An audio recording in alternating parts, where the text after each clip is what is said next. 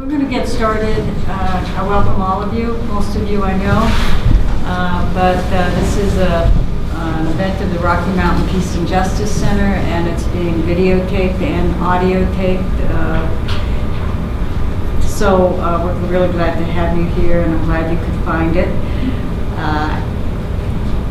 Let's see, I just want to say that we, as most of you know, we are an organization that involves people in activism against war, against nuclear weapons, for cleanup at Rocky Flats, for social justice issues, and we welcome you to become involved with us. So that's really all I need to say, since most of you know us, and I'm going to hand it over to Tom Mayer. The other thing is, this is a project of the Global Peace Collective of the Rocky Mountain Peace and Justice Center, and we meet twice a month and discuss these issues and get involved in activities to raise the issues of war. Korea we've been particularly focused on in the last couple of months, but also the deteriorating relationships with Russia, now the new situation with the president backing off from our agreement with Iran.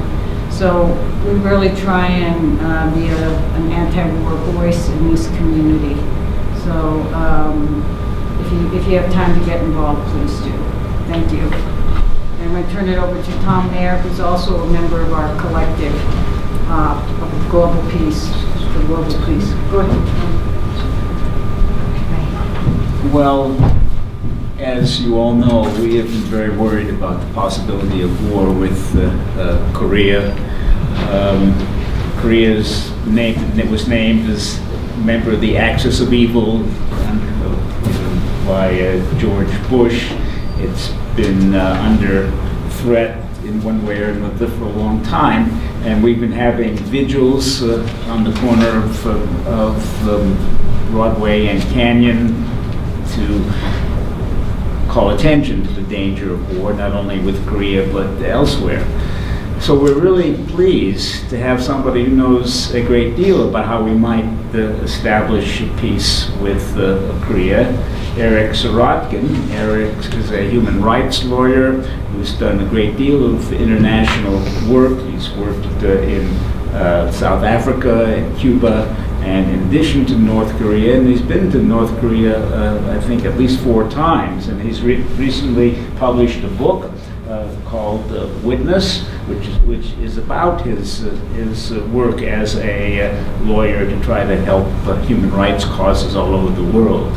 So we're very pleased to have Eric. We just wish we had a much larger audience than we do. But I know that all of you are deeply concerned about peace, and so we're very happy to have Eric here. Thank you. Thank you. Welcome to everyone. As mentioned, I'm a human rights lawyer, and when I got involved with Korea back in 2003, I never really understood much about Korea at all. I knew there was a war there. I knew that the US had been involved in dividing Korea. We're going to talk about a little history. But most of the things I knew about Korea, I got, frankly, from MASH reruns. And the Korean War, often called the Forgotten War, has really become the Forgotten Peace. So this was very strange to me. When I was first invited to North Korea in 2003, a group of North Korean lawyers invited a group of us to come to North Korea. And I had worked, as Tom mentioned, in South Africa. I worked originally with the ANC on a constitution in the early 90s. I was an election observer when Mandela was elected, a very hopeful, exciting time for us all. And I then coordinated international monitoring project of the Truth and Reconciliation Commission in South Africa. And I came to understand in my own life, in my own legal practice, the power of breaking down us versus them. The power in South Africa, what's called Ubuntu, that said there in the statute, there shall be Ubuntu rather than victimization. And the idea was We are not just victims and perpetrators, but we'll have Ubuntu. And that was a big premise in avoiding a lot of bloodshed in the transition in South Africa. So I brought that home, I put it into my work, I put it into my lawyering, and in my personal life had a big impact on that. And then 2003 came around, and a friend of mine said, do you want to go on this delegation to North Korea? And my curiosity and my excitement for travel and adventure said, sure. And I started to look into it. I started to read about it. And then I went on this delegation to Pyongyang and toured down to the demilitarized zone and went around and met government officials and families and children. And I began to think, oh my God, why hasn't this been on my radar? And I came back and I started this Korean Peace Project. And the goal of the Korean Peace Project was peace in Korea. And I actually thought this was going to be easy. I thought that peace in Korea, I said, this is not Israel-Palestine. This is two nations with common language, common history, separated families, reunification ministers in their government, commitments to some form of reunification. And I thought, this is doable. Came back, I started talking, I started sharing things, and before I went back to North Korea a couple times again and presented at some peace conferences there, at a conference in Lima, Peru on peace and reunification of Korea. But even within my own community, even within my progressive community, I got the same blowback and pushback I was getting from mainstream media. Not quite as much, but no one knew a real dialogue other than demonization for this issue. I talked to Michael Moore once. Michael Moore said, I said, Michael, I just got back from North Korea and I want to tell you it's more complicated than we're being told. In front of a group of people. And Michael made a joke. Oh, you mean the country with that drug-running leader, crazy leader who loves porn? And he just made a joke about it. And unfortunately, the dialogue hasn't really been much easier than that with people at times. But suddenly we're getting a groundswell, and we're going to talk about that today. And we're going to talk about why it is, the perplexing question that I was left with, why it is that after 60 plus years of a temporary ceasefire, we don't have a peace treaty. We don't have peace in Korea. And why today we're on the brink of nuclear war. So I call this talk, How to Have Peace in Korea. And there's sort of a sub-issue about that. And the sub-issue that I've dubbed this talk is, it's not rocket science, which I thought was kind of appropriate, but frankly, I used to use this in my talks, and then I guess maybe the President Trump heard one of my talks and got the Rocket Man thing, I don't know. But I do think that it is not rocket science, as are resolving some of our conflicts around the world. And for all of you that do amazing work, like the Rocky Mountain Peace and Justice Group and the Global Collective do around the planet and within your community, you know the kind of principles that need to be discussed, and you know what's missing from the national dialogue. And we're going to talk a little about that. Because in reality, peace is in our hands. It's right there. And so learning to talk about it differently is what we're going to talk about today. So let's talk about Korea. Panmunjeom, at the border of Korea, there's these UN buildings that the UN had constructed that stand on one side is North Korea and the other side is South Korea. And I've actually stood in the room there and straddled that border with one foot in one country and one foot in the other country, thinking it was some type of cosmic joke, but no one was laughing. And, you know, the refrain from the Talking Heads song came to me, how did I get here? But really it was the chorus more that says, same as it ever was, same as it ever was, same as it ever was, because in this dispute, it's familiar over time and the issues that are involved. So there's a cement line that's guarded by North Korean soldiers, and then in camouflage, South Korean and American soldiers. And the North Korean soldiers often face each other, which National Geographic once wrote is because if one of them decides to defect, then the other can shoot them. And really, they probably don't want to just look at the South Korean soldiers 10 or 12 feet away, bird dogging them there. But it is a tragic story in many ways.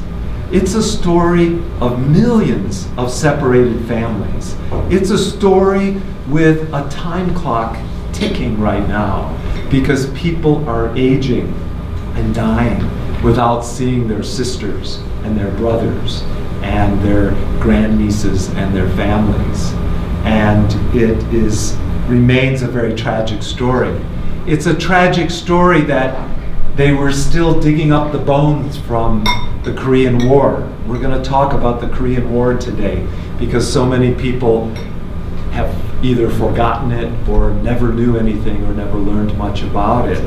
But they dug up many bones during the Korean Truth and Reconciliation Commission. And I don't know how many people heard about the TRC in Korea, but the TRC in Korea did some very important work discovering, getting testimony and discovering more than 1,000 mass graves across South Korea that they were able to excavate several dozen before the government shut them down. Apparently there's truth, and there's too much truth, because what they discovered was that hundreds of thousands of people were executed between 1945 and 1950 at the start of the Korean War by the South Korean government, by a government with the US present, even writing cables back to the State Department, we now know, reporting these things, that they were killing anyone suspected of being a communist, and a few others along the way. And so the history of this conflict, including the US military presence and the history in Korea. How do I approach these things? It's pretty much how I approach anything, and I call it the Atticus Finch effect. Y'all remember Atticus Finch from To Kill a Mockingbird? Well, fellow lawyer, a little more dapper perhaps, but Gregory Peck. But the scene from that always had an impact is when he's talking to his young child. And he tells the child, you never really understand a person until you consider something from his point of view, till you climb inside his skin and walk around in it. Walk around in it. And isn't that the basis of so much of our peacemaking, is understanding, building that compassion, trying to listen to the other side. And so what do we do when we climb down into the story of Korea? What do we find? Korea was divided by a gentleman named Dean Rusk. Dean Rusk, as you know from the Vietnam War as Secretary of State and such, Dean Rusk was a lieutenant colonel in 1945, and he was working with another colonel, Charles Bonesteel, and they went to a little room in the basement of the White House, and they drew out a National Geographic map, and they said, where should we divide Korea? They've asked us to come up with a plan. They didn't know anything about Korea. They were not Korean experts. But they sat down with a pencil in the basement of the White House, and they drew a line on the 38th parallel. And that became, the Soviets didn't object to the line. And he says, the choice of the 38th parallel recommended by two tired colonels working late at night proved fateful. And it certainly did. Because what we knew after that, there's a big debate of who started the Korean War. And we get very hung up on that. I mean, if you say South Korea or the US or the UN started the Korean War in some way, you go to prison in South Korea under the National Security Act. You're not allowed to talk about certain things, and we're going to talk about that as to how that has been an obstacle for peace. But in 1950, we had the start of police action time. How many times have we seen this over the years? The ability to skip Congress and jump into a war. And Harry Truman said, this is not a war, it's a police action. And so no declaration of war was made. And the Korean soldiers that went to Korea don't talk about it too much. Maybe you have parents or friends or family who were Korean vets. And so what do we know happened here?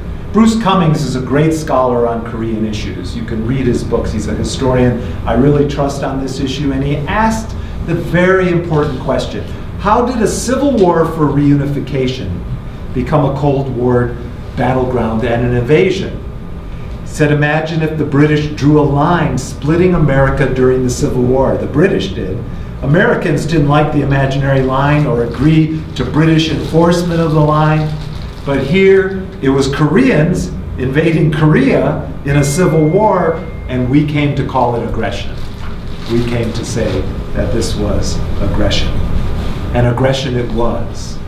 The US shipped over 17 million tons of napalm to the Northeast Asia at that time, and dropped millions and millions of pounds of napalm in North Korea. The trauma on all soldiers involved, US, North Korean, Chinese, was huge. It was a very gruesome war in many ways, and people were killed, but it was the bombing that was historic at this time. The bombing was not only historic, but it came on the heels of bombing in World War II, when we declared never again would we allow bombing of civilian areas in a lot of ways, is how Dresden and how Frankfurt and London and the kind of bombing, indiscriminate bombing that took place. In fact, Pyongyang, it was a thriving metropolis in North Korea at the time and was bombed quite a bit. And we signed the Geneva Convention a year before we started this war and said people had to be treated humanely, that you could not engage in this civilian type bombing. And as Cummings writes, Pyongyang looked like Hiroshima after the bomb. And in fact, they bombed in North Korea until the colonel in charge of the bombings wrote back to the State Department and said, we can't keep bombing. There's nothing worthy of a damn standing. And this is the carpet bombing that took place. So when you play Atticus Finch, when you step into the shoes of the North Koreans, you have to recognize that they had a country leveled by the United States bombing. That is essential to understand them. This is a nation is engaged in continual PTSD, trauma, and they teach it over and over again to children, to soldiers, to young people. They tell the story of the issues around the Korean War and the devastation. And so it became the forgotten war. So what is the current role then of the US in the region and in Korea? What do we know about South Korea? Because what is it that makes North Korea a little bit nervous over the years? Well, first of all, and please believe me, I am not an apologist for the North Korean regime. There are serious violations of human rights that take place. It is like post-September 11th on steroids, is what I like to say. And it is a country that is developing nuclear weapons, and I'm a huge advocate of non-proliferation. But the only way to deal with these issues is step in those shoes and understand what are the factors impacting the region. What you see here is a shot of about half of South Korea. South Korea is a country the size of Indiana, with over 100 bases and posts of the United States, with over 25,000 US troops stationed there and tons of personnel and otherwise associated with the base. For various reasons, there's over 300,000 US citizens living in South Korea in a very small area. And Seoul is very close to the border. And so these army bases and Air Force bases exist there. What happens every year, twice a year, that just upsets the North Koreans and sends them into a frenzy and probably builds strength and power for the Kim regime on an ongoing basis in North Korea? They are the military exercises, the war games, if you will. These take place where they use all kinds of troops, all types of weaponry are used. They use nuclear-capable submarines. They use planes. They drop parachuters. They include tens of thousands of troops. They simulate landings of more than 200,000 troops to occupy Pyongyang. We've seen that there are documents now showing they have plans to decapitate, no wonder, start with the wrong consonant, decapitate the leadership in North Korea. Well, there's great things about living in a free society, and we love it, and so consequently, other countries do get a little of our information, and in doing so, they act accordingly. And so these military exercises have created an ongoing problem. Another issue that the North Koreans watch, and frankly a lot of the world watches, is the largest naval base in the world is being constructed on Jeju Island in southern South Korea. It is a beautiful place, Jeju Island. It is a heritage site. It has these amazing coral reefs that are being destroyed because of the pathways and the things they've been setting up for the ships. But protesters have been protesting at Jeju Island in many ways. And this was dubbed the Island of Peace by late President No. And it was also the site in 1948 of a massacre in which more than 30,000 civilians were killed during a democratic uprising at there. And it is, of course, strategically related to China. But the Jeju Island protests have been extensive. Our national campaign to end the Korean War sent some banners in solidarity there. We've tried to follow what's going on there and support the people there, but that base is getting built. And believe me, it isn't built for the size of the South Korean Navy. So we shall see. But what always makes me crazy is we get so close to peace and something happens. Even when I've met with the Foreign Relations Committee in Congress or the State Department, it always seems to be on the heels of an incident, if you will, where they assured me Secretary Kerry was ready to go to Pyongyang and start direct talks, but why did they have to do that nuclear test? Or this was about to happen, or someone was detained, and on the other side, something happens in the U.S. that has an impact that makes it just not the right time. And so there is a huge statue on what's called Reunification Highway in North Korea, where it carries and teaches the will and wish of the Korean people. It is just huge, and it carries their will to be one. But this is not just the will of the North Koreans. And the South Koreans in Seoul have that as a goal that we express for the eventual reunification. And Kim Il-sung, the founding leader in North Korea, the grandfather of Kim Jong-un, also said in proclamations in stone that the ultimate goal is peace and reunification. And when did it start all of a sudden to thaw? The year was 2000, June 15th. Kim Jong-un meets with Kim Dae-jung, the president of South Korea.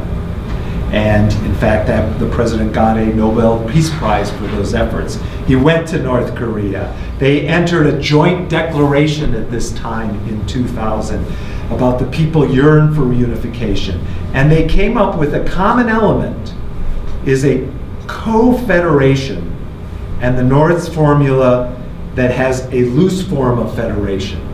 So you got both sides wanting to share, Coast Guards and sports teams and other things. And these were being talked about. Sydney in 2000, if you remember, the North and South Koreans march into the Sydney Stadium under one flag. And this is in 2000. And suddenly you start to think peace is happening. I mean, of course, all of us thought, wow, new millennium, peace is at hand. This is pre-September 11th, of course, pre the Pearl Harbor type event that happened there, if you will. Talk about that later. And in that sense, there's hope. There's hope, whether you believed in the harmonic convergence or just that change was coming, or that they used to say, some people felt that when Mandela was released from prison, the first day of the 21st century of a civilized society began. But here they march into the stadium. Madeleine Albright, Secretary of State, goes to North Korea, meets Kim Jong-il, and also writes later in his book, he's not crazy. It wasn't crazy in the way that there was representation about that. But what happens? What intervenes? Bill Clinton is set to go to North Korea to negotiate or to seal the deal, if you would. The President of the United States going to the DPRK. And what happens? Some hanging chads in Florida. He was set to go around December of 2000, and we have an election that is in doubt. We have an election that leaves the country in a state where its president shouldn't leave at that point. And so, what do we get? What do we get? As a result, thank you to the United States Supreme Court, or no thanks, you got President George W. Bush coming into power, going before Congress at his State of the Union, and what does he declare? North Korea, Iraq, and Iran are an axis of evil. Axis of evil. Well, again, and it doesn't hurt that later he called Kim Jong-il a pygmy dictator and other names. I mean, we kind of forget, because we're in so much turmoil and distraction right now, that we didn't have it so good with the Rumsfeld, Cheneys, Wolfowitzes, and the boys, if you will, who came in with the Bush administration. And I think that at this point it becomes a good thing to recall in these times, because we actually got a little ways out of that. But this evil notion is one that we as peace builders need to get rid of. Solzhenitsyn said, if it were only so simple, if only there were evil people somewhere insidiously committing evil deeds, and it were necessary only to separate them from the rest of us and destroy them. But the line dividing good and evil cuts through the heart of every human being, he said. And who is willing to destroy a piece of his own heart? I mean, this is what I go around the country doing as often as possible. And this is the theme of my book, Witness, in many ways, is breaking down us versus them on a personal level, a professional level, and an international level. It's not so simple. And if Solzhenitsyn knew it, that it could make some sense, because he had been tortured and had a terrible experience in the gulags of the Soviet Union. And so it's not so easy, but a lot of times we make it so. So the year becomes for me around 2005, and I'm in North Korea a couple times, and I'm in South Korea. When I'm in South Korea, there's a golf course in North Korea right on the little island there. And I mean, maybe you've heard that Kim Jong-il got 6 holes in one in a row or something. I'm not sure what that rumor is, or whether that what's been put out about it is. But they do like golfing in North Korea. But you know where they like golfing a lot, right? South Korea. The South Korea women golfers are like the best female golfers in the world. And when I'm in South Korea, I look in the newspaper, and what do I discover? I discover that women PGA golfers from South Korea are going to North Korea to play a golf tournament, the Pyongyang Open. This is 2005. This is at the height of the axis of evil. You don't read about this in the New York Times, but there were these exchanges taking place because under President No at the time and under the prior administration, they were building relationships. But our press was silent on such a thing. And in fact, in 2007, President No stepped over the line and went in and went again, this new president, to North Korea. And there, they came up with an even more extensive agreement about the, building a permanent peace regiment, economic opportunity, technology, culture and arts. Let's do a joint cheering squad for in Beijing Olympics. Promote video messages, deal with emergencies together, reduce military tension. These agreements are taking place while in the United States, it's axis of evil and militarism and what the US is doing there. So this back and forth has happened, but today we have a new opportunity in Korea because President Jae In is a progressive lawyer from the Minbyun legal group, progressive lawyers group in South Korea. And he came in with a different attitude. He came in and was elected and has exposed the corruption in prior elections because after President No was out, they got a conservative leader in. And now they've been able to show the kinds of election tampering kinds of things that went on again in South Korea subsequent to when President Park, the recently impeached president, was elected. But there's a little opening and a ray of sunshine returning, if you will. He welcomed a group of North Korean athletes to South Korea for some international games. He has been generally ordering a delay in the US deployment of the THAAD air defense system, which is being foisted on South Korea. And that he's been forced into a difficult situation by the current administration and by the nuclear tests along that issue. And he talked about South Korea does not need to be allowed by the US to talk and dialogue with North Korea. And he's remembering that. Although the United States and South Korea have never finalized the negotiation of who makes final wartime decisions in South Korea. Currently, that resides not with the people of South Korea, but with the United States government. So they direct South Korean troops if a war breaks out, and the US has ability to go it alone, if that's a phrase you've heard in the past. It's a haunting one. So why? Why? You know, what are the motivations for maintaining this instability in this region? Well, I contend to you that they are economic, they are racial, and there are geopolitical factors at work. And the first one, if there's any surprise, is greenbacks. The first one is dollars. Anytime, I mean, it's no surprise to any of us who do peace building work that when you follow the money, you begin to understand some of the motivations involved, right? Well, what do we know? We know a few things. One thing we know is that South Korea has been by far one of the single largest customers of US arms buying over 5.2 million and more now. President Trump has offered them more, allowing them to buy more weaponry.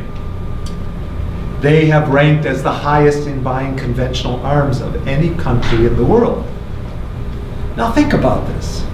If there is peace and a co-federation and reunification, or at least a federation in North Korea, South Korea, and China and Japan in the region, so you get along okay from a military standpoint, what is South Korea's other threat at that point that they're buying these weapons for? And I think you see that that's buying the game, if you will, a little bit, and running the show. Other interests are involved. It's become a tourist attraction. You're in a South Korean hotel room, and what do you get? Visits to the most dangerous place on the planet, tours, go on the monorail enhanced DMZ tour. I can get you a 15% coupon if you act today and you buy one of my books today, to the monorail enhanced tour of the most dangerous place on earth, the demilitarized zone. Well, you know, this is a little crazy. This is in the Seoul, you go to the Seoul War Museum and go to the DMZ cafeteria. I mean, it has become an entrenched story. In North Korea, how the war is dealt with is different and more extreme. Like in South Korea, when I'm speaking to a group, I was speaking to a group of college students in South Korea at a university. And it was right after a nuclear test in North Korea. And I said, okay, you know, and I leaned into them and I said, are you a little nervous? How do you feel like about this? Everyone in that classroom, there was a few laughs, nervous laughs, just laughs, a couple of smiles, and they said, oh no, it's just that crazy uncle to the north. And there wasn't that kind of fear there. They've not been drilled now. They've been raised on drawing horns on North Koreans as kids, and you know, there's been demonization. But basically, they're into their, you know, cell phones and technology in their world, and they don't spend as much time on that angst, a lot of them. And I'm not taking away from the activists and other people who will help things change. But in North Korea, it is government policy to teach about the atrocities of the Korean War. And you can get taken to the Victoria's Fatherland Liberation War Museum, where there's a ground floor, a first floor, underground, a planet, there's a second floor, and they have planes of the US that they shot down. They have evidence that they say of biological and chemical weapons used by the US experimentally during the war that they recovered. They have incredible, painful stories of the war. And the school children go through the museum, and the soldiers go through the museum, and they go to underground places where of great atrocity, and they're told the story over and re-traumatized over and over again. And this is the environment that we see happening there. I visited Sinchon in North Korea. Sinchon is a place where some of the war atrocities occurred during the war. And you can see that in Sinchon, when you're there, you see mounds and things related to mass graves. We went down into an air raid shelter whose side of the walls were blackened with dried, like flesh almost. It was where a group of women and children were huddled during the war, and where it's alleged that South Korean soldiers, they'll say US soldiers, poured gasoline and dynamite down the air shafts of the vents and incinerated everyone. And you go into these places and your stomach turns, they're filled with great shame. I was able to return to Sinchon after my first visit there and speak to about 1,000 people gathered there about peace and talk about that old story of the grandfather who is talking to his grandson, and the grandfather says, maybe you've heard this, that there are two wolves inside of us, and the two wolves are fighting and angry at each other, and there's a battle going on in each of us. And the young child looks up at the grandfather with these big eyes and says, "Grandpa, who will win?" And the grandfather the grandfather tells him one is angry and hostile, and the other wolf inside is seeking peace and harmony and cooperative, and they're fighting. And he says, "Who will win?" And the grandfather says, "Whichever one I feed." And so I was able to tell some of these stories and tell the people at Sinchon that there are millions of peace-loving Americans who want peace with your country. And taking those steps as peace builders always feel like we're making a difference, at least on a personal level. So how does race figure in? I've just started talking about this recently, and it's a very important element when you look to Asia and you compare our dealing with Europe and Asia and other places. We've always had a racial issue because we've always, I believe, devalued Asian lives and not treated them in the same vein that we do loss of Anglo lives, at least. The Japanese internment camps, we know those stories. We know Hiroshima and Nagasaki and our ability to drop a bomb to incinerate so many people. We know the harsh stories of Vietnam and the carpet bombing and the napalm and the killing that took place in Laos and Cambodia and Vietnam. And in Korea, many things were beginning to come out. The Bridge at No Gun Ri is a great book, A Hidden Nightmare from the Korean War. Charles Hanley, an AP reporter, it won Pulitzer Prize, or they did. And what they did is that the colonel, U.S. colonel, was given the order to strap all civilian refugee parties approaching their position, and we've complied with their requests. And so refugees, planes would come down and they would gun down and kill refugees. And that was the order, because the order was these refugees are infiltrated by troops, we believe. And as a result, President Clinton had to issue a almost apology for what happened at No Gun Ri. But in the 90s, that helped soften things. I have found in my experiences in South Africa that they had a very important theme there, which was forgive, but not forget. And I think that's a real key when we look at these issues. There's also political obstacles taking place. Political obstacles, of course, the big one that we know nearby is China. I mean, you know the placement here is that North Korea borders China. And I'd say China does not want US troops and weapons and other systems on its border as such. We have the understanding here that there's a maintenance of that situation. That's the reason so many Chinese troops came to the defense of North Korea as well. But if you think about the region and you think about how if we had this peaceful Japan, South Korea, North Korea, China in the world, this is why I got excited about working on these issues. I said that could be an example that could create a new way of a region to operate in our world, and it's not so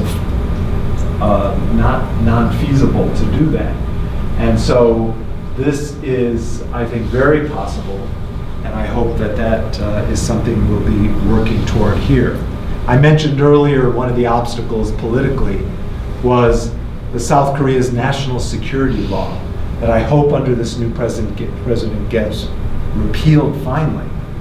Because in in South Korea, for decades, even when I was there in the 2000s, academics went to prison for teaching any story of history that could be construed as consistent with North Korea, that it wasn't a war of aggression. If you, as an academic in South Korea, treat the Korean War as a civil war and not a war of aggression by the North, you are violating the National Security Act, and you face up to 7 years in prison.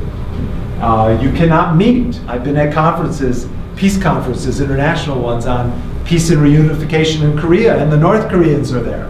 The South Koreans are not. And I ask why, and they say they can't come to this meeting. If they're at a meeting with South Koreans without the government's permission, they can go to prison. And this is something, in fact, the president who made all those leaps and bounds in 2000, himself prior to that, was sentenced to death for talking about these issues under the national security law. And then later that was commuted, and he got out of prison, and he went on to be the president of the country. He went on to cross the border, and he went on to meet with leaders of North Korea. But the UN has said this national security law is a major obstacle to South Korea's full realization of rights under the International Covenant on Civil and Political Rights. So what are the legal and political arguments for peace? Well, one is a basic right to human right to peace. I think we in the peace movement have allowed sometimes the right wing to co-opt the term human rights. They co-opted to say, oh, North Korea violates human rights. And we've not used enough the idea that there is a human right to peace. And Douglas Roche wrote a great book on it. He's a parliamentarian from Canada. And what do we know here? We know that there are documents to draw upon other than just international law. Why? Because the United States Constitution said all treaties become the supreme law of the land, and every judge in the United States must follow it. So treaties, international treaties that are ratified by the Senate become binding on the United States. That's a constitutional right, and we always have to be holding it up. It's not international law we're talking about. It's U.S. domestic law. It's our Constitution. And in fact, the U.S. Senate ratified the United Nations Charter in 1945 by a vote of 89-2. Talk about partisanship in those days. But let's be telling these stories, because the UN Charter, as many of you know, is an amazing document, and it gives obligations that need to be enforced. All members shall settle their international disputes by peaceful means. They will refrain from international relations from the threat or use of force. Right now, Donald Trump's statements of fire and fury, etc., of destroying a country, it's not only a war crime to carpet bomb and kill a country, but the threat is in the UN Charter illegal. That means it's illegal under the United States Constitution, because this is a treaty ratified and is the supreme law of the land. So use the UN Charter, get to know that. I think it's a great tool, and talk about it not as the United Nations, talk about it as the US Senate. There is a right to peace that was passed in 1984, I think part because the Cold War was going on, but it's the right of people to peace. And the right to peoples to peace in Resolution 3911 says that it's the obligation of the state, yes, but we're the holders of the right to peace. You know, you're messing with us when you engage in this behavior. For the policies of a state must be for the elimination of the threat of war. And we have to adopt appropriate measures at both the national and international level, and the U.S. backed that. And that, to me, citing those types of principles are really essential. And who was president in 1984? Ronald Reagan, the god of the Republicans. And so consequently, these kinds of things can be used in dialogue. You hear a lot, and I know this is a lot to take in, but man, there is a lot to know and learn about this, so I appreciate your patience and your will to bear with me here. For the history of prior agreements and their breaches, what do you hear? Can't trust the North Koreans. They've breached the agreements all the time. And guess what? They have broken some agreements. But if you look at the chronology, most of those agreements come after a breach by the United States. And I can say that as a lawyer for a few different ways. How do we know? We signed an armistice on July 27, 1953. We said, both sides, that said that within 3 months after the armistice agreement is signed and becomes effective, a political conference will be held to settle by negotiations the withdrawal of all foreign forces and the peaceful settlement of the Korean question. The Soviets left in 1952. The Chinese left in some years later, and the U.S. has never left. It talked about the peaceful settlement. It shall be held. There was one meeting that was held, and they didn't even get very far in. It was at the height of the Cold War. Nothing came of that, and it went away. And I contend that we stand in breach of the armistice agreement in that vein. But even in a more serious way that I want to talk about, because it affects the situation right now, the armistice agreement said neither side will introduce new weapons into Korea other than piece-by-piece replacement. Huh. That's interesting. And why did they do that? This is post Hiroshima and Nagasaki. You know, they didn't want to be caught up in making this a nuclear playground. So what happened in connection with that? In 1956, they now said the intent of the US military was to introduce atomic weapons into Korea. National Security Council and President Eisenhower went on. And through the 1970s, the US had over 680 nuclear weapons in that country the size of Indiana. The US brought nuclearization to the Korean Peninsula. Now, under some agreements after, these were, in 1991, they said, talking to South Koreans, they announced they'd ordered the withdrawal of the nuclear weapons, but air-delivered nuclear weapons were excluded from that plan, and they didn't set a timetable for their removal. And so consequently, supposedly there are no nuclear weapons, but we have that capacity in our ships and otherwise around. The agreed framework, I don't know how many have heard about this under Bill Clinton, 1994. We're on the brink of war, and Clinton's not doing anything about it, and it's getting worse. And a former president of the United States said, this is crazy. And Jimmy Carter goes to North Korea, and he meets with Kim Il-sung, and they go on a boat trip for a couple days down a river in North Korea, you know, mano a mano. They talk about this, and he comes out of that trip with the promise and under the agreed framework. We'll give you nuclear reactors that are light water reactors. We'll help with power. We'll do this with fuel, and etc. And Clinton kind of begrudgingly agrees. And some Clinton officials have said since they thought they'd never have to build these, because what happened is 2 months after that, Kim Il-sung died, and they thought the regime would collapse. And so they didn't really follow through on the reactors much. They never set up a liaison office or negotiated a peace deal. But John McCain still called President Clinton a traitor for engaging in such appeasement. North Korea has announced many times it won't abide by the armistice, at least 6 times. I don't know how you not abide by it. 60, either you abide by it or you don't, but it's always this threat.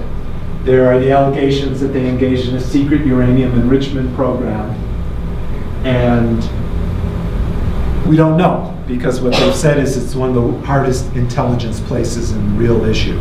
So the real issue is, how do we achieve non-proliferation? Let's talk about solutions moving forward.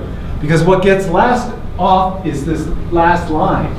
North Koreans said, even as far recently as July 4th, Kim Jong-un said they would not put their nukes on the table of negotiations.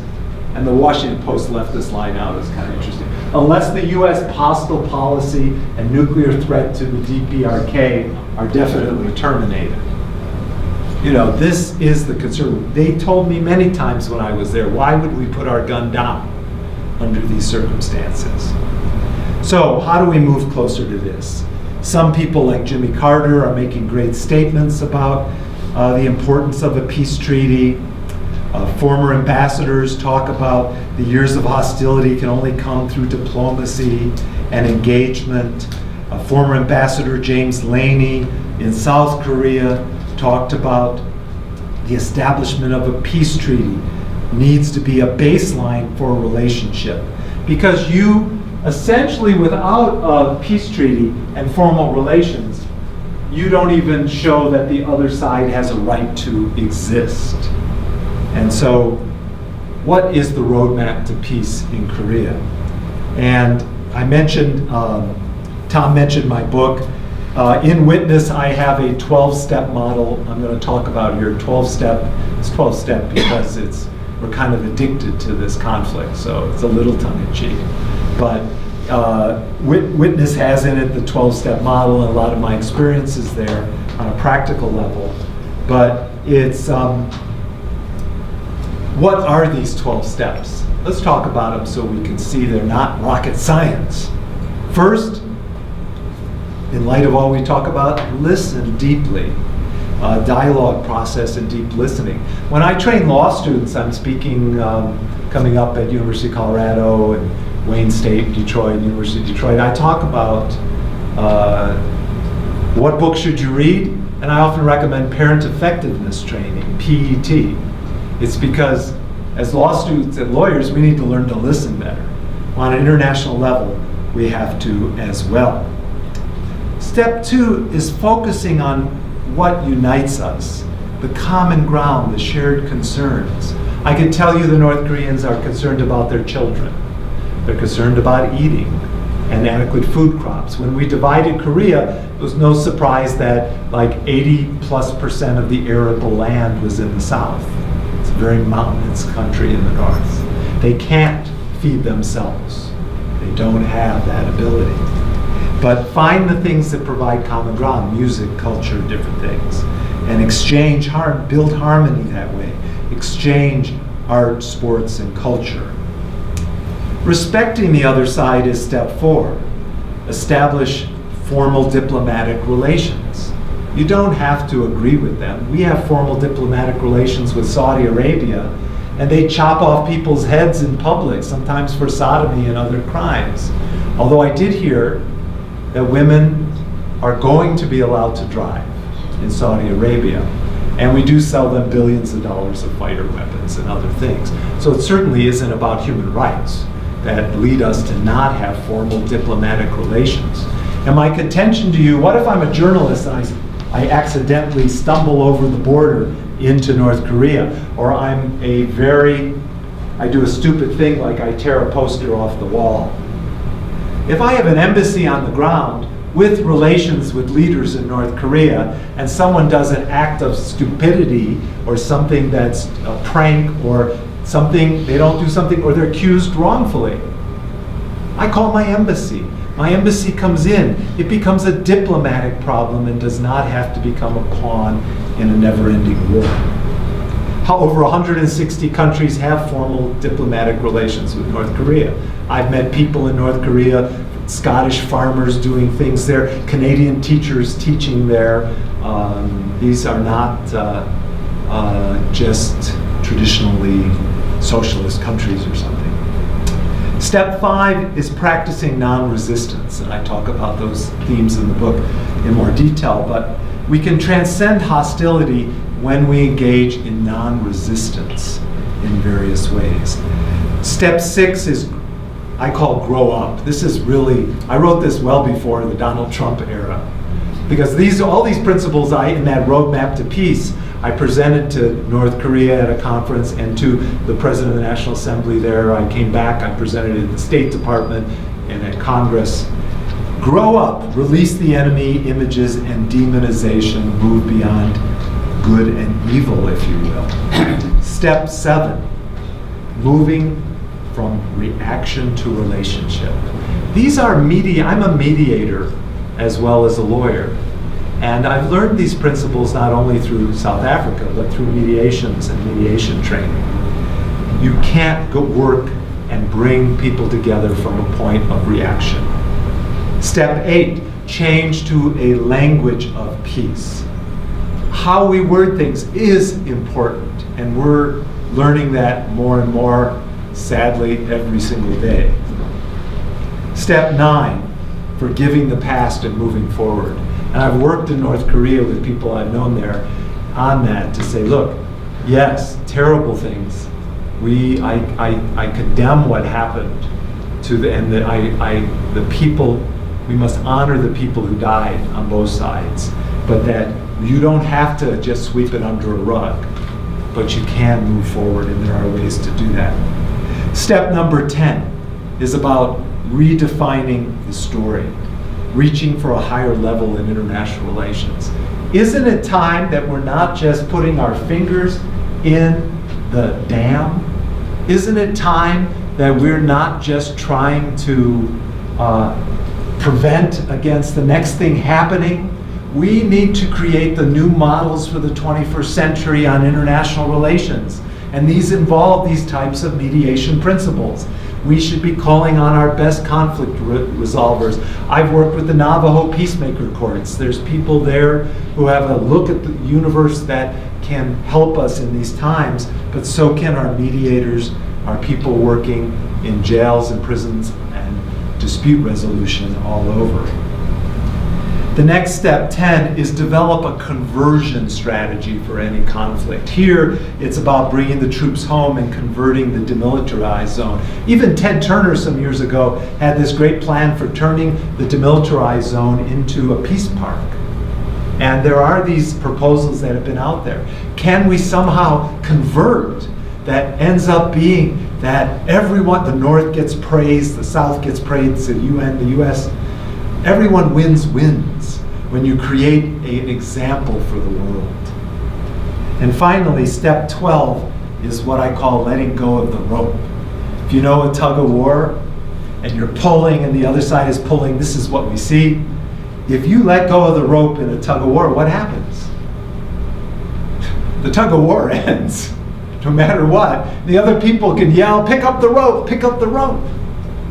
But when do we learn that picking up the rope is not the answer?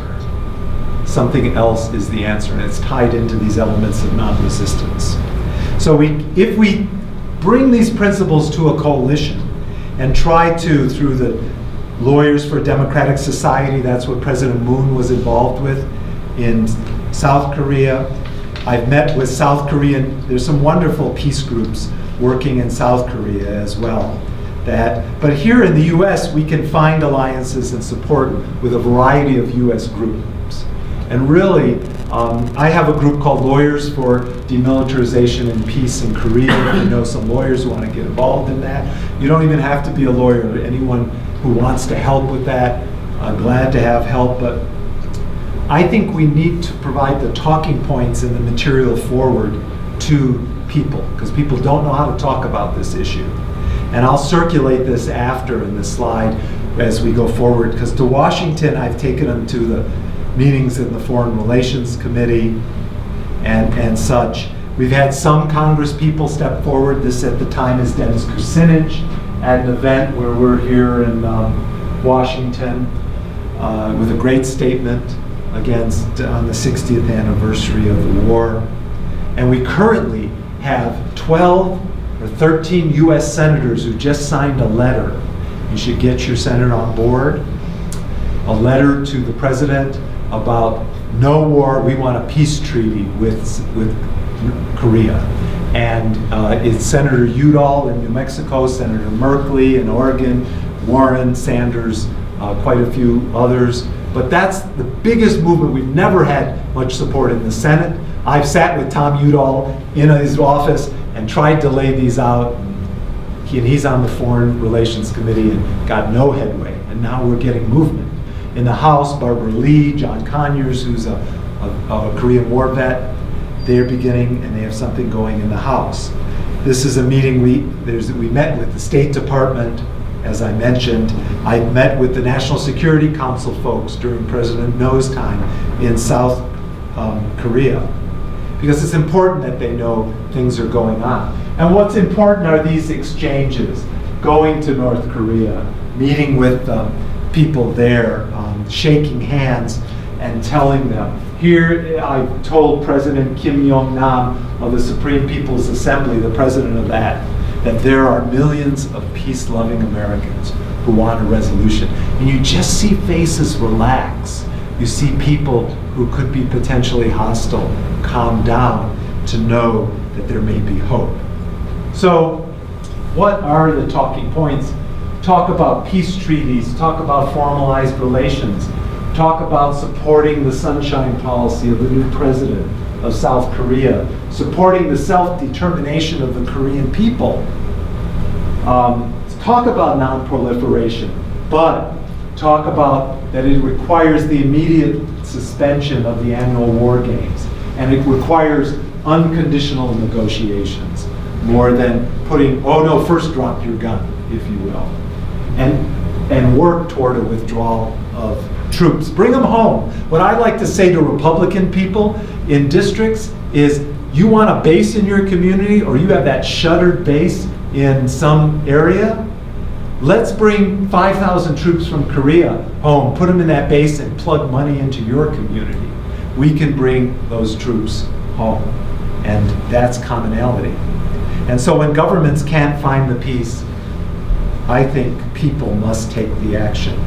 So I call upon you all, write your congressional people with the talking points, call the Secretary of State, write the President, or just get on the line and go to whitehouse.gov, write letters to your editor on these things, support groups like ours, Lawyers for Disarmament and Peace. I have a nonprofit that I do a lot of speaking work and other things with, called the Ubuntu Works Peace Education Project. Any donations to help get this word out are helpful. Buy a book of Witness, A Lawyer's Journey from Litigation to Liberation. Contact the South Korean embassy. Tell them you support their president's sunshine policies. And finally, hold forums like this all over. Because we can stand together for peace, and we can light a new candle for a new tomorrow if we have the will and if we have the information. So, thank you.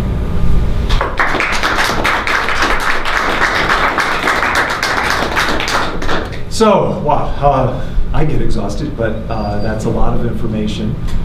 Tell me what your thoughts are, or are there any questions? Yes, and say your name for, I don't know if everyone knows everyone. My name is Ron Forkover. Hi, Ron. It's hard to achieve peace if one side does not want it. And you started to lay out a little bit in terms of the reasons that the U.S. might not see it's in it perceived best interest to push the idea of reconciliation or peace, get out the Korean Peninsula. I think there are geopolitical reasons for the U.S. wanting to keep Korea divided, to keep the presence of the U.S. troops, to keep the presence of nuclear weapons around the periphery, to have a missile defense system around in South Korea. So if the United States really perceive that it's in its best interest to achieve peace, how do you go forward? Yeah, so the question is, how do you have peace when one side, so obviously for geopolitical reasons, and others may not want peace? And so, to me, we used to say the same thing during the Cold War in the 60s, 70s, and 80s. We used to say that there are interests that this standoff between the Soviet Union serves. And all of a sudden, in the blink of an eye, and through people's action in some places and certain things that were happening, there was a crumbling of a wall and things came down, and there was change that sort of popped up to at least many of us as a surprise. And so I believe that it isn't going to come necessarily from the US government agreeing, although you can use these types of things to make them perhaps less hostile, to letting them know people are looking at them in a different vein. But what we tend to do is not be able to see it happen from that realm. So consequently, I think it's going to be the Korean people that are going to make the difference in this. I think the current South Korean leadership is encouraging, but is being twisted by the current administration and things forced upon them. Consequently, I think the outreach to the South Koreans to find brother and sister South Korea peace and democracy groups, make alliances with them, share information, ask what we can be doing to support that movement that way, get the support going, that encouraging the South Korean president to continue that the international community wants that. I think going to the UN, getting the international committee, the international community behind a resolution that talks about encouraging the South and North to meet and talk and unconditionally come up with resolutions to diffuse the conflict can help from international states doing that as well. UN leadership. Under this administration, the one I use is ego. I don't have a problem playing that card. I don't think our current president quite has the legacy he's looking for yet. And I think peace in Korea is not that difficult and is a legacy issue. And I think he is not as personally wedded historically to the same powers that be. Consequently, if we can start saying to Donald Trump, you will have one of the largest, or what's the term, the biggest foreign policy resolution in decades, or maybe in human history, if you could encourage and broker North-South Korea and get a peace treaty with the North Koreans that leads to a freezing of their nuclear program and eventual non-proliferation of the peninsula. I think that's another way. So those are some of the ways there. Yeah. I always cringe a little bit. Tell me your name. Oh, I'm sorry. My name is Laurel Herndon. Hi, Laurel. Sometimes in community meetings, people will bring up treaty obligations, and I noticed on your 12 steps, you didn't have that. That wasn't one of the 12 steps.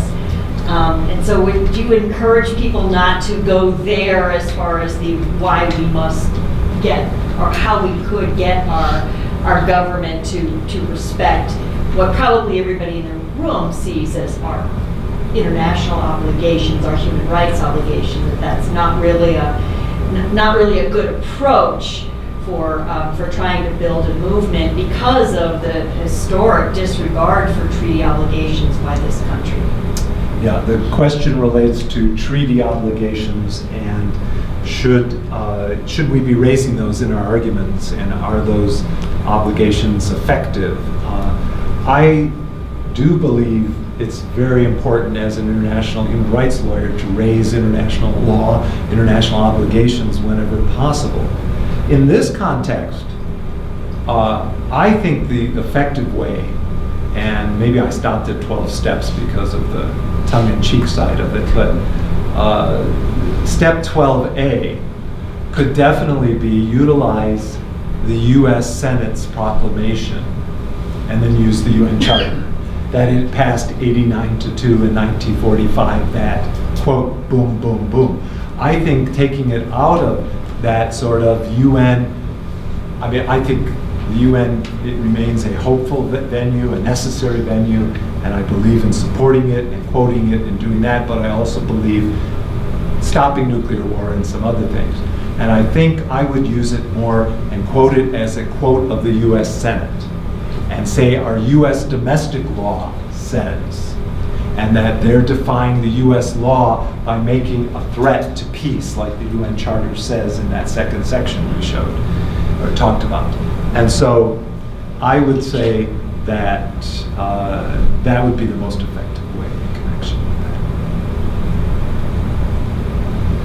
Yes? I just read an article last night that Nikki Haley, who is a U.S. ambassador to the UN, because she's been very belligerent toward North Korea and very threatening, and saying there's no other option except war.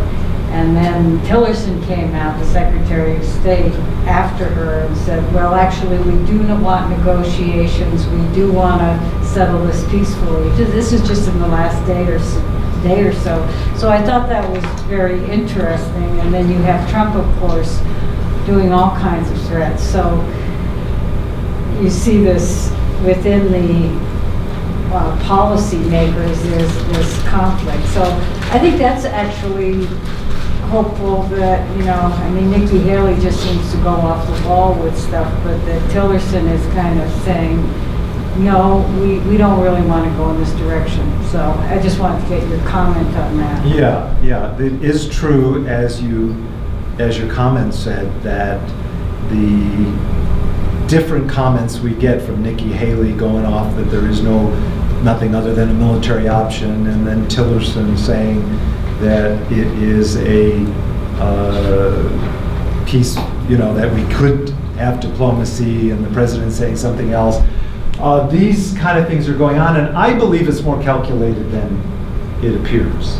I actually think that's a strategy. I think the strategy of, holding back the rabid dog and saying, okay, now do you want to talk, is a strategy that some people use.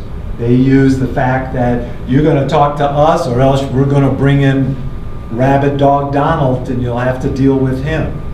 And I think that the policy makers consciously say, this is the deck we've been dealt, and why don't you today take this position, and on another day, tied into that, then we'll have the message that can go to them backdoor. No. Well, wait, no, we're working on it here, but we have people in our administration who will bomb the crap out of you, so that's a problem. But short of that, I believe that it becomes a negotiating strategy. And I've negotiated, been involved in hundreds of negotiations in my almost 40 years of being a lawyer. And to me, sometimes and Trump knows about negotiations supposedly. And so, that approach of coming in, having the bulldog in the back growling, and then saying, okay, now let's talk about terms or else. And their view is if you don't have the or else lined up, you have no leverage. And I think it's inefficient. I think it's dangerous. I mean, he's not dealing with business negotiations here. He's dealing with sides that have nuclear weapons. But we do know, and I haven't really said it yet, but a lot of people are saying that there is no military option. In the first, even the Defense Department says there will be hundreds and thousands, a million deaths in the first week of a Korean War breaking out. Because you've got a Seoul metropolitan area with over 20 million people within 40 miles of these weapons. Well, that's interesting, and I wrote an article recently, I think on ZNet, that was called Does Size Matter? And it was about the weapons. And it was, what are we talking about? Oh my God, they can reach LA. Oh my God, it can reach Chicago. Now we're waking up. And in reality, size doesn't matter. They can wipe out millions of people, hundreds of thousands of Americans, and have been able to for decades, with even conventional warheads in reach of Seoul. So this is the grand distraction of this story. And the question is, how do we get peace? How do we get non-proliferation? And hopefully some of these tools can help, and hopefully you'll contribute and continue to send your ideas and share a lot of them too. Yeah, Ron.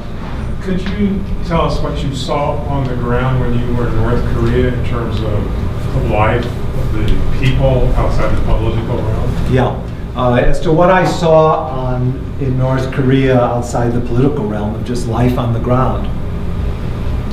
And I traveled hundreds of kilometers around the countryside too, taken by my guides, or at least traveling to places, and sometimes begrudgingly stopping at certain places because I pushed a little to stop somewhere.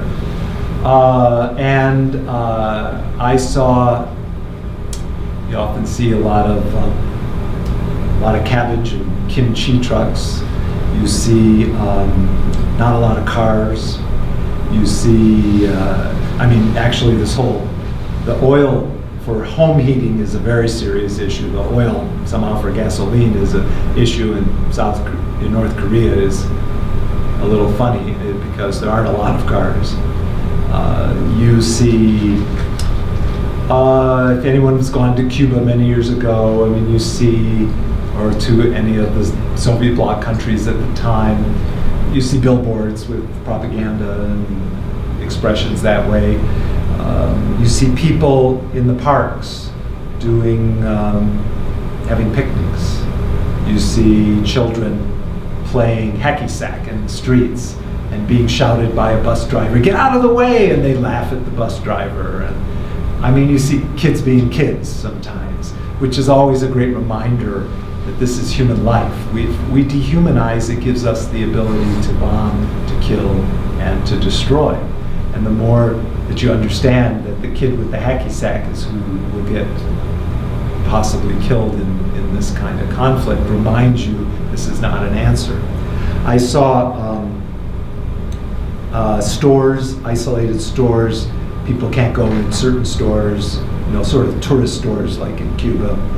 I saw a department store. I went to a department store with that wasn't on our schedule, but saw items there. Lack of consumer goods. Peeked into some bars at night. I played the first U.S.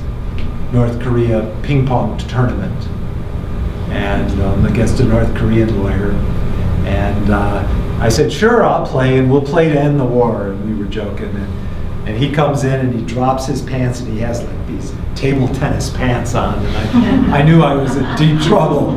And kaboom, kaboom, I'm moving back with those deep volleys, and I won a few points. And it was filmed, and the tape is now in a vault, hidden away for no one to see. And I laughed with people. I saw a baby and the kid and his parents on a subway playing, the kid playing in reflections in the glass. I saw subways that had a certain amount of people, but probably not as many as could afford to ride it. I saw in the countryside some, people very frail. Sometimes I've not toured any prisons. Some people wanted to do that. I suspect life in prison is grueling. I suspect that when there are shortages of food, it doesn't go first to the prisoners. And I think that's probably true to a lot of places on this planet. And I think that everywhere I talk to people, they have a yearning for peace, and they love to see that I got treated very well. People hear that I'm from the United States, their curiosity pops up. Many of them hadn't met an American at that time, and I got to tell them that there are millions of peace-loving Americans, and I just felt I was there on behalf of all of you. And when I would do that, they would relax, just like before my trip, my first trip particularly. When I told people I was going, they're like, "Oh, great, someone's doing something," that kind of thing. People relax when there's these tension points. So I urge you all to find a way, devote a week of your devote a week to Korea in the next few months. Not a full 40-hour week, but do something each day for peace in Korea. And then encourage other people to. Don't have to sign up, be on a committee, go to meetings, all our favorite things, but you can sign up yourself to do some of these acts. Do a week for peace. And I think we'll all be safer and better. Yeah. My name is John Roden. I would like to ask you about the Nuremberg war trials and the codification of what is considered war criminality. That was done in the 12 trials post the International Military Tribunal. Those were U.S. trials held by the U.S. government in Germany. And in that proceeding, the codification of the bombing of civilian facilities and civilian infrastructure were codified. In 1953, after the Air Force had finished bombing everything on their target list, and only 2 buildings in Pyongyang were left standing, they proceeded to bomb the hydroelectric dams. And that was an international war crime, and the United States was never held responsible for it. Yeah. And it's never brought up today, even when they discuss it. The only people, Marco Werman of PRI in Boston has said a few things, but hasn't really gone into it deeply. There is, archival aircraft attack footage showing the actual attacks and the damage it did, and yet it is not even discussed as American culpability. And what kind of an example would that set for our adherence to any sort of treaty or whatever? We were the ones that codified the very law that we wrote. Yeah, the comment is... I have another question after that. Okay, and the question is, or the comment relates to the Nuremberg trials and the codifications that are always under that, and the responsibilities not to be bombing civilian areas and certain infrastructure, and how is it that the war crimes that took place during the Korean War have not been prosecuted, including the bombing of hydroelectric dams and also the extensive carpet bombing of all of North Korea, which we discussed before you came in and showed pictures of the destruction in Pyongyang. It is these are serious crimes against humanity that have taken place.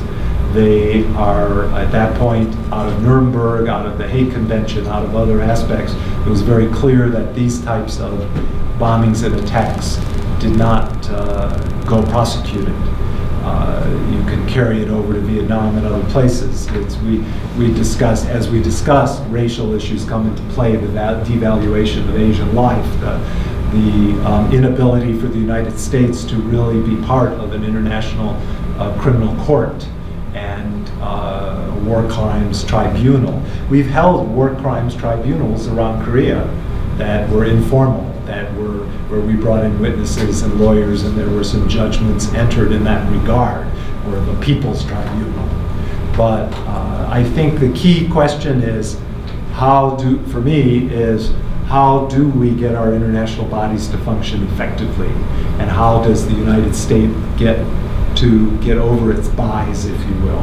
It's getting excused on these issues, and I think at this time, talking about these, raising these, and talking about, I've said on television, I said on international television 2 weeks ago that Donald Trump's statements about annihilating North Korea were a war crime, and it is a war crime under the UN Charter and otherwise, and under those principles. So we didn't see Mr. Guterres jump out of his chair and throw Mr. Trump out of the meeting, did we? We are not seeing the international bodies who depend a lot on U.S. funding, and they walk that line, have not seen them take on the United States. And the whole mechanism by which the General Assembly yielded some of its power, allegedly, to the Security Council, and that we let the Security Council run the show rather than the will of the countries of the world. So, many issues that way, and I really urge peace builders, obviously you're familiar with these things, And that's great, and I urge anyone working in peace to not ignore the international realm and cite these whenever you can, whenever going forward. You had another question? The Anderson Air Force Base in Guam was the location of the 8th Air Force bombing with B-29s of North Korea. It's not by mistake that that island was put into the target crosshairs by Kim Jong-un, and the very same base houses the B-1B bombers that overfly North Korea every now and again, illicitly, or fly close to that line. And we recall that in 1969, a Navy EC-121 was shot down by the North Koreans with 23 lost Americans working for the Navy and the National Security Agency. And that was a year after the Pueblo had been seized. And the Pueblo was also a National Security Agency ship that was spying on the Koreans, and is a very peculiar incident. There are some 11 books that have been written about that, the last one being a book by a man who worked for the Baltimore Sun who knew the NSA very well. And he claimed that the NSA had actually rigged coding machines on that ship, hoping that it would be taken by the clients of North Korea, which would have been the Russians at that point in time. And in fact, 3 days after the seizure of the ship, there was an aircraft that left North Korea on the way to Moscow with over 800 pounds of American physical material on board. And those were the KY-7s and other KY units that were transported to Moscow. What the United States didn't know at the time was the Walker spy ring had formulated in 1968, and Jerry Whitworth had been taking key code cards with top secret clearance and furnishing them to Mr. Walker, who was selling them to the Russians. And the Russians were able to combine those key cards with the coding machines that they had, and they were able to read all U.S. naval traffic Would you way get to your question? You got a into the question? 80s. Yes, the question is coming, Mr. Meyer. The question is, the United States operates enormous intelligence assets, both in Korea and in Japan. And the NSA is all over that stuff. And if you think that it's easy to go against that kind of superstructure, it's not. I know, I've tried for a long time. And I know that it's really difficult even to expose these links and get people to look at them and take them seriously. And the interdependence that we have with countries like Australia. Julie Bishop was threatened by Kim Jong-un the other day when he said to her that if you align I thought you were yourself, going to ask a question. if you align yourself with the Americans, we will use our attack on Australia also. That was not publicized in the United States very much.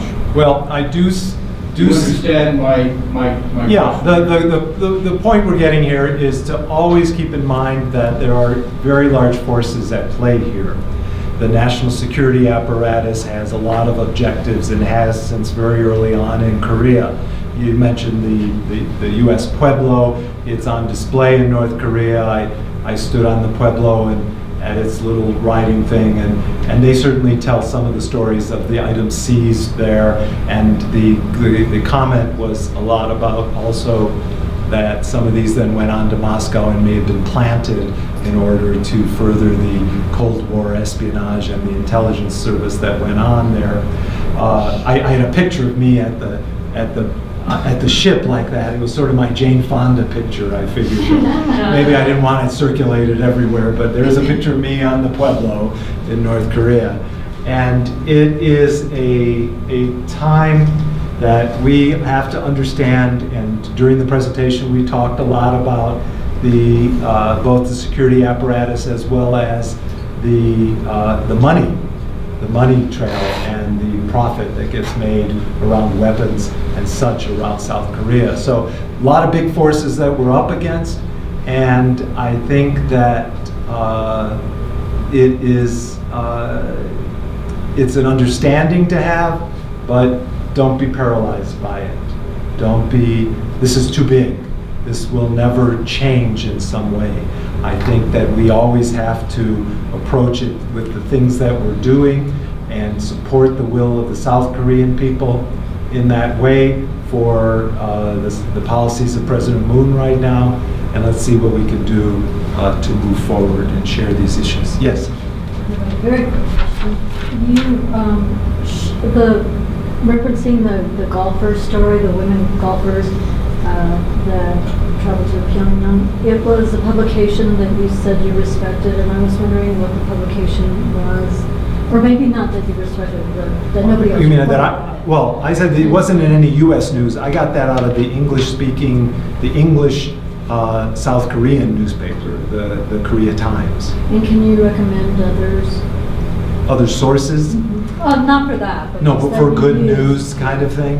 One thing is if you go to our Lawyers for Demilitarization and Peace in Korea site, and you can get at it through my site, ericsirotkin.com, but it's LPDP,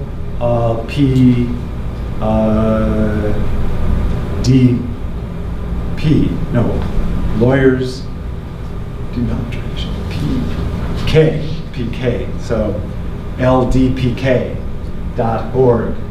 You can go into there and you will see I post articles from people I respect as far as who are reporting things differently. And so there's a string of articles and news stories there, and so I'm just trying to pull them. I don't know that Tim Shorrock is doing great work in The Nation in the last year, particularly on issues around Korea. Yeah, Tom. Why is North Korea accelerating its nuclear weapons program? Why is North Korea accelerating its nuclear weapons program? It's accelerating its nuclear weapons program because it still remains a deterrence to the United States. It views it as such. It probably figures it's going to have to freeze its program at some point if they're going to truly negotiate a peace treaty or some resolution. It wants certain things in place. It wants to establish itself as a nuclear power. It's always been a country that we don't even recognize its rights to exist, and so it tends to jump up and say, hey, what about us? It wants to play on the international arena, be known that way as an international nuclear power. And so I think and what happens in the US is we get distracted with hurricanes, presidents, and other types of storms. And when we do, all of a sudden we're not focused on them so much in the media and otherwise, and they accelerate, it becomes news. And so consequently, developing more weapons, I don't believe on any way that it's about export. But here's the story. If you want to put sanctions on a country, and remember that sanctions killed almost 500,000 children in Iraq before the Gulf War, and in doing so, that was a UNICEF statistic, if you want to starve a people, if you want to squeeze a country, and if someone comes along and offers them X amount of dollars for a particular nuclear component, how do you stop the proliferation of these nuclear weapons? And so we're almost pushing them to create trade in nuclear weapons. And they used to be part of the Non-Proliferation Treaty, and they announced they followed the protocol for removing and what they had to do, and they followed it to the T of when they stepped out of it in some years back. And so I think the acceleration is probably related to how do we keep up with the rhetoric coming out of Washington. Yes. So, given that many people recognize that a military option there isn't a military option unless you're willing to discount all lives lost somewhere else, but that would surely include U.S. citizens. The rhetoric around North Korea just seems like theater. What's changing towards North Korea? What actual policy changes is the administration moving towards? More sanctions, or is this directed towards China somehow? What do you see actually changing or that has a practical effect towards relations with North Korea. I mean, all of the theater seems to relate to your 12 steps. It seems that a lot of those relate to mediation, and obviously communication is a big part of that. But what? Well, Why are we seeing this, and what moves are the administration actually planning or actually considering? yeah. So the question relates to the idea of if military option really isn't an option, then are there underlying things that the administration might be doing, could be doing, or in connection with North Korea, at least what they might be thinking at this point in time about plan and how to go here. One theory that's always existed in reference to North Korea is the regime change theory, the idea that the regime will somehow internally collapse. And any expert on Korea will tell you that it's not close to that, or doesn't appear to be.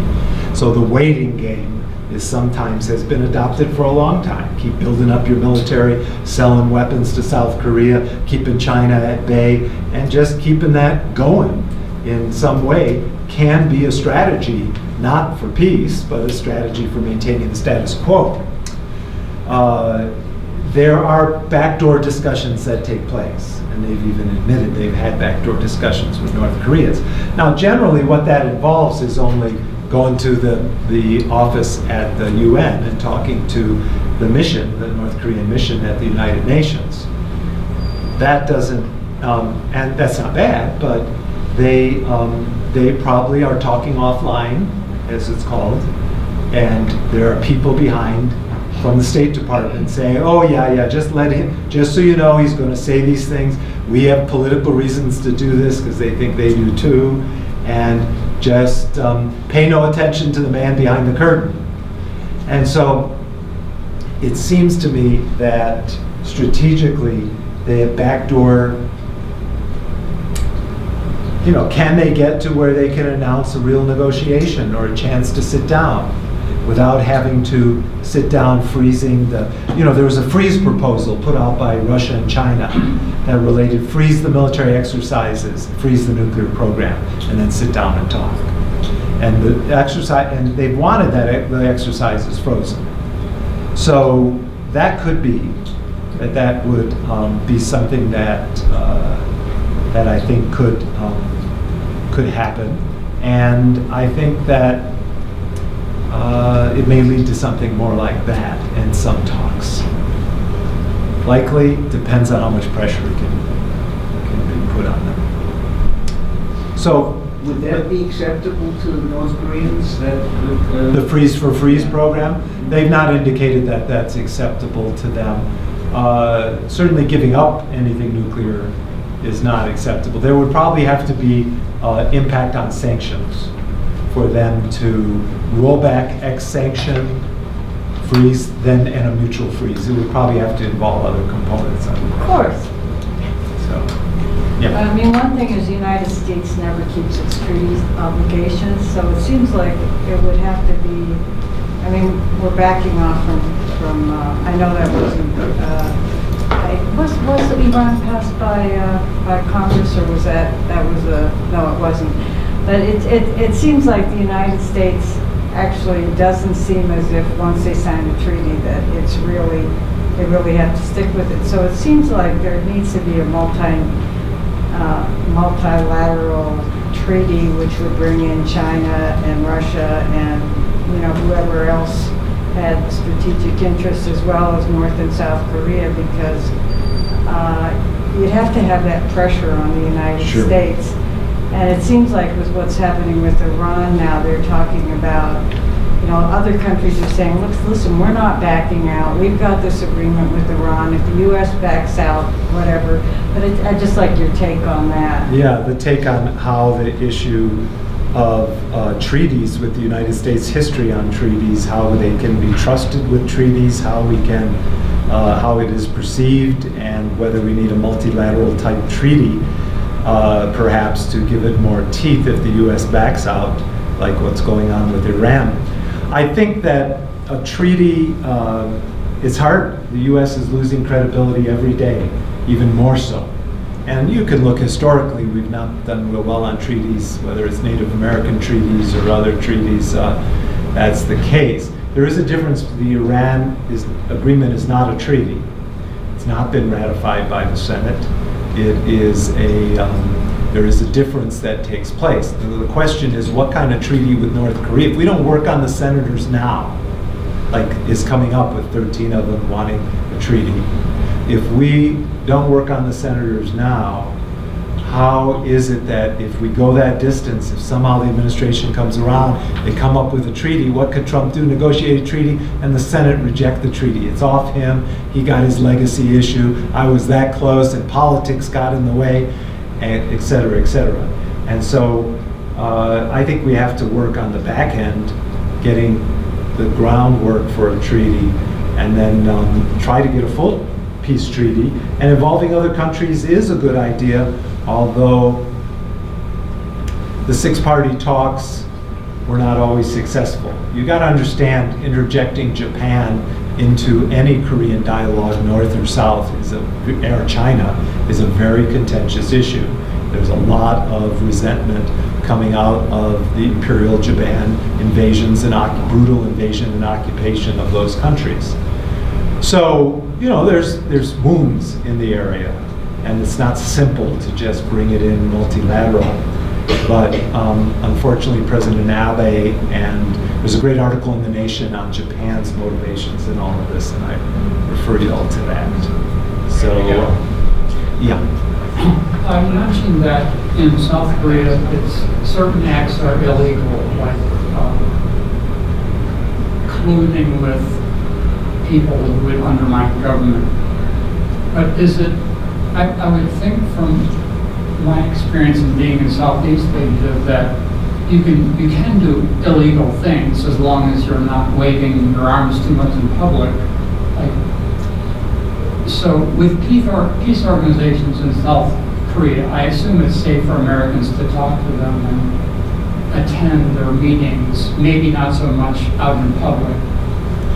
Absolutely. You can interact. What happened is, after those two visits we talked about in 2000 and 2007 by the South Korean leadership to North Korea, the term peace and reunification and such got on the table, and talking about reunification was clearly out in the open. It opened up for peace groups to have peace and reunification groups. They can point to that. The peace groups have generally flourished more. It's more the academics who talk about history and some of the other, or try to teach or write about aggression, not counting aggression as a part of the Korean War and some other things that have gotten into trouble. So I think there is no problem. I think they would welcome it. I think you can find ways to connect and do that. PT, it's not PTSD, but it's similar. The People's Solidarity, it's a TD, I think, is one very large organization in Korea, and there are several others operating. I met several people who've been in prison for their work in South Korea, but right now, under this government, is the best time, because this this president, as a progressive lawyer and part of Panmunjeom, which is a People's Democratic Lawyer organization, this president gets it better than past ones. So, question? The last one was, yesterday President Moon said that he was going to kowtow and essentially take a government recommendation to restart the 2 nuclear reactors in South Korea. And that is a very, very bad sign. And the majority poll is over 60% of the people in South Korea do not want those reactors restarted. But KEPCO has provided tremendous pressure in the local legislature to convince that these 2 reactors go ahead. Yeah, the comment was about the nuclear reactors and the president giving in to big industry to restart the nuclear reactors in South Korea. Yeah, it's going to be,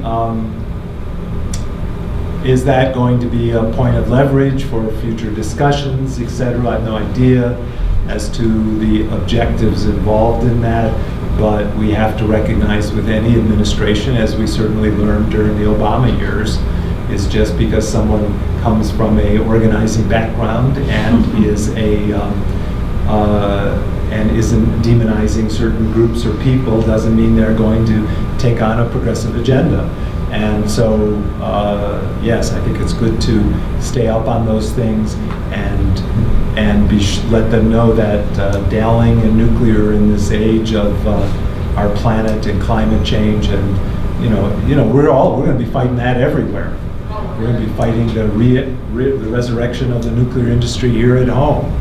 So get ready in the streets and get ready with your letters and move forward. We're winning. And in most places, I hope that continues to be the case. So I think we've gone a long time here, and I want to thank you all. And tonight, is it tonight?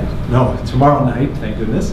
At 5 o'clock, I'll be at Trident Bookstore with my books. Please get one if you're interested here. Share it with a lawyer and activist. It's about being an active witness in our world rather than a passive victim of our circumstances. And pick one up, share it with a friend, a lawyer, law student, your own activist, or if you need some inspiration in troubled times.